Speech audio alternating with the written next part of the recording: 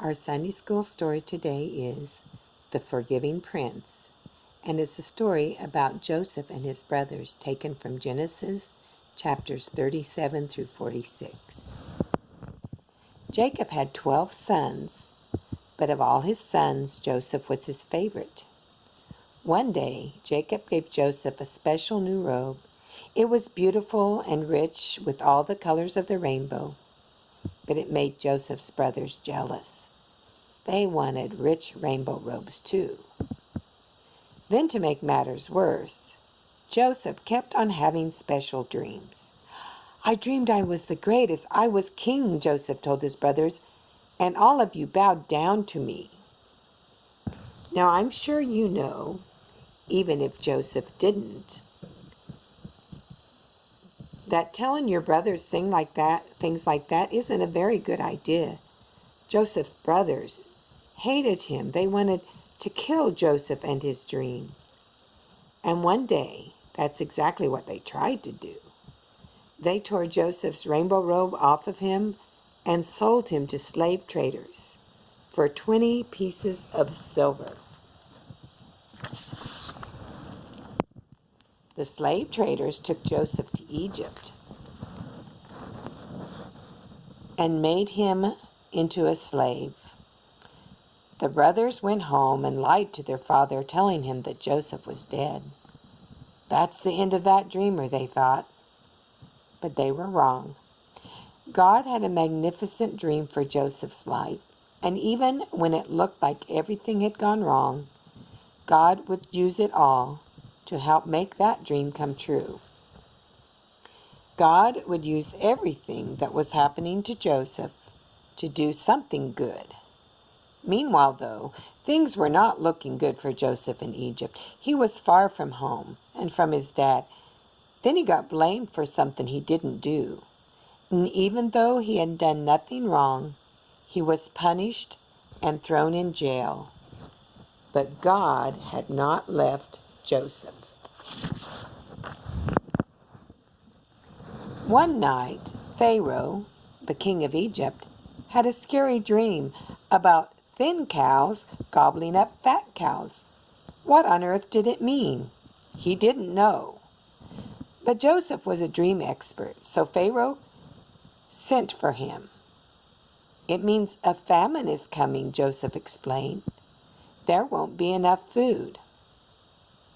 Pharaoh was so pleased by Joseph's skill that he immediately took Joseph out of jail and made him a prince.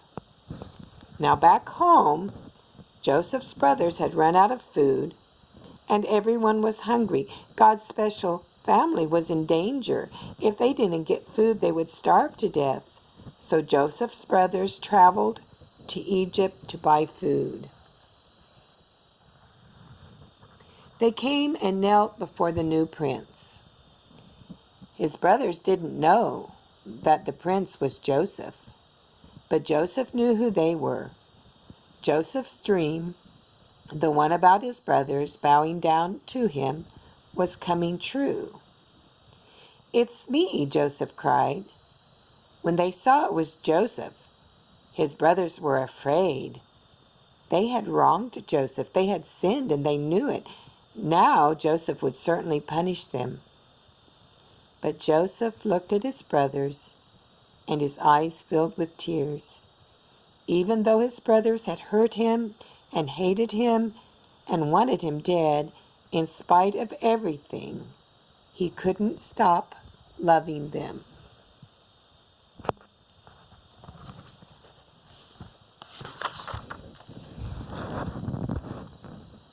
His heart, which they had broken, filled up with love, and Joseph forgave them. Joseph threw his arms around them.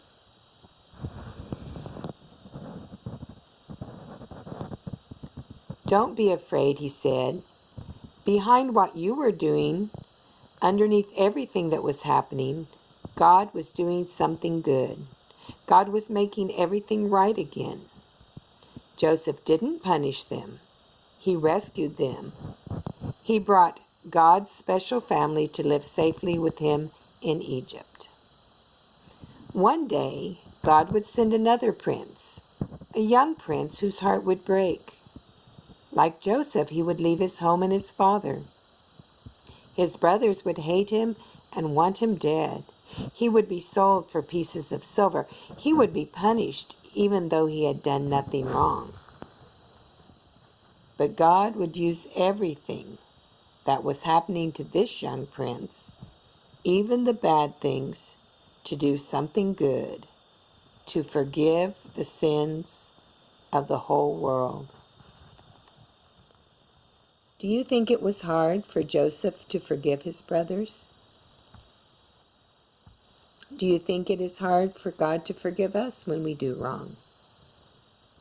We are almost to Easter time, and Easter time is when we celebrate the fact that Jesus loved us so much that he gave his life for us, that we might not be punished, but that we might be forgiven, even when we have done things wrong. Life can have hard times in it, but if we look carefully and we keep our heart open, we can see some of the good that God is doing. Is God doing any good thing in your life right now, even though there are hard times? Think of the good things that God is doing, that he has done for you and he will do for you, and we thank God for that. To follow up with our story, I'm going to suggest a craft. Find some paper, find some crayons or markers, and make the most beautiful coat that you can.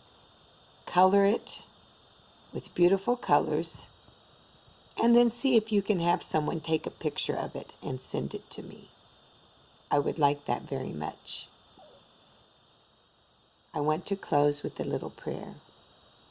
God bless each boy and girl who hear this lesson. Help them to see the good that you are doing in their lives. Help them through any difficult times. Please surround them with your love. Amen.